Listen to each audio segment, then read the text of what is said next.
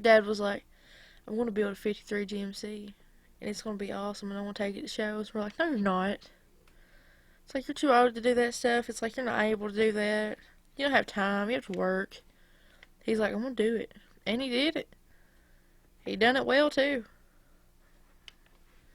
Like, I mean, it took him 4 years to get everything done, and that last year was really hard because he was getting disabled and he couldn't do as much as he wanted to. So he had to space it out more, but he got it done. Wendell Cook, he would spot out stuff for him. He was on the lookout for parts. But Dad and Wendell talked like every day. Dad's like, did you find this, and this yet? And like a lot of time, we'd just be driving, he'd be like, oh, that looks like a 53 or a 54. Then he'd pull up in somebody's driveway and be like, where'd you get that truck from? They'd be like, my dad died and he gave it to me. Dad's like, how much you want for it? And like, her like, I just need a door handle or something like that. It's like, can I just take a piece of the truck, please? But yeah, he still does that though. He'll be driving along and be like, oh, what how much they want for that? My dad has made a lot of accomplishments throughout his life. The biggest to me, of course, would be being able to raise a family as well as he did. But the biggest to him would probably be restoring his 53 GMC. That truck took him 4 years of his life and over $15,000 to finish. And it was worth it. Every minute of it was worth it. My dad has worked all of his life to have everything we have now, but then he got sick. 2 years ago, my unbreakable dad became disabled, fragile as a house of cards. Every year he would deteriorate a little bit more.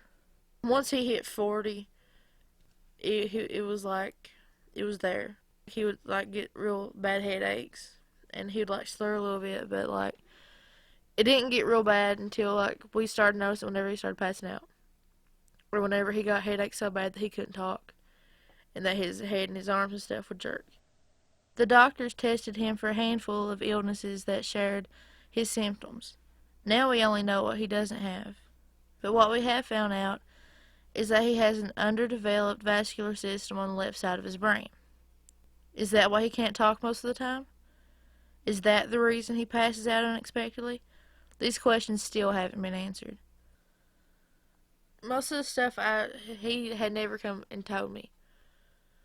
Like most stuff I just overheard, but like he had never come straight out and like just told me the stuff, like what's wrong with him, like the vascular system and stuff. I overheard him and mom talking about it, or him and his mom talking about it, but like they don't sit down with us and tell us like what's going on.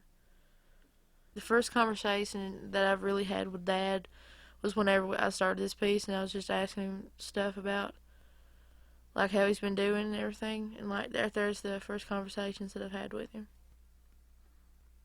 For the past 2 years, my dad, as well as my family, have been destroyed and tore down over and over again, caught in between our reality and the disbelief. My father, a man of steel, can't do what he's always done. He can't work.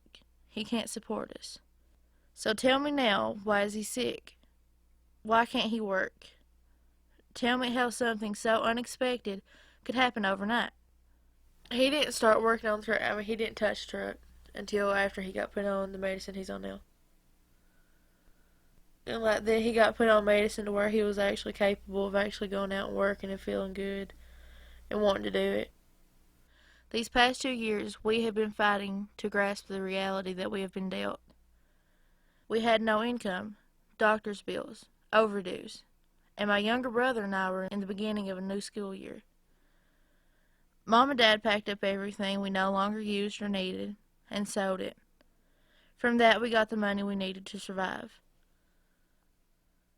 Me and my brother had our stuff out in the building like with their stuff, and they're just selling everything. Like they sold.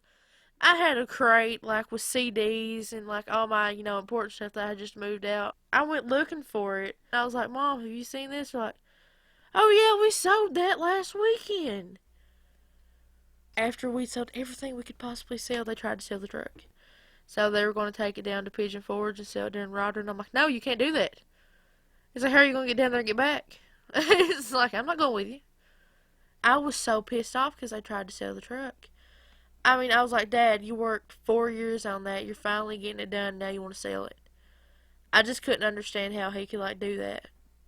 I've watched Dad rebuild that one, and I watched him spend all that time on it, and then it was like he was giving up. It has been 2 years since his disability, 3 since his illness began, and we are still learning to cope.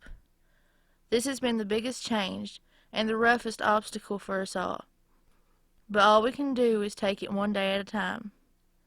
It takes time to heal, but we have made it through the hardest part. I guess it's just another bump in the road, but we have overcome. We pulled together and made it. We pulled together and made it through as a family.